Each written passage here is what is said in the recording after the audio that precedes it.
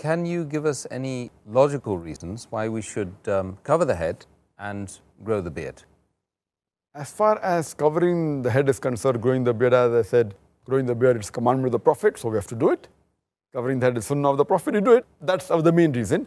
But if people want logical reason why they should do it, there is a saying that if the label shows your intent, wear it. And I've given a talk on this complete topic with the question answer more than 3 hours, which I don't intend doing now. I'll just say in a nutshell.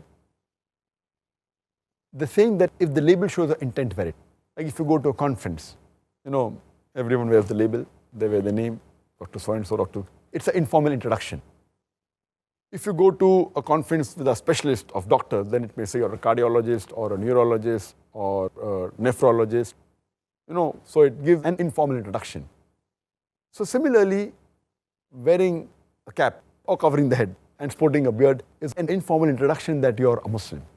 Allah says in the Quran in Surah Anam, chapter number 6, verse number 54, وَإِذَا جَاءَكَ الَّذِينَ يُؤْمِنُونَ بِآيَاتِنَا فَقُلْ سَلَامٌ عَلَيْكُمْ. That when you meet those people who believe in our signs, then say, Assalamu alaikum, peace be on you. So how will I recognize when I walk in the streets, especially in India and other countries, when I go to the Western countries, that he's a Muslim? So this is a good sign of being a Muslim. We don't require another label. The label which the Prophet has given us the best, that covering your head and sporting a beard. And it does wonders. I'll give an example that once in Bombay, there was a young lad who was selling fruits. His name was Sultan. An elderly Muslim who was a very pious Muslim, used to offer 5 times salah, used to give zakat, used to fast in the month of Ramadan, had gone for Hajj. He comes to buy fruit from this hawker. And he tells to this young boy, Sultan, why didn't you wish me salams? So he said, uncle, I thought you were a Hindu. Imagine a Muslim calling this elderly man a mushrik. It's the biggest abuse you can give to this person. This person was a very pious person, but didn't have a beard, didn't cover his head. Who's to blame? Is the elderly gentleman to blame or the young lad for calling him a mushrik? Who's to blame? But naturally, the elderly gentleman. He could not recognize him. Therefore, if the label shows your intent, you should wear it. And you can give several such examples. For example, it has various benefits. If you're traveling in a bus or traveling in a train, and if there is a Muslim sister who's doing hijab, there are times in a non-Muslim country where somebody may tease her. But if there are 10 Muslims who don't know each other, each of them wearing a cap, a kufi, or sporting a beard, and they're sitting in the bus, the non-Muslim will think 10 times before teasing the Muslim girl. Oh, if I tease Muslim girl, these 10 Muslims will pounce on me. Even those 10 Muslims may be very feeble, may be old, but yet he gets scared.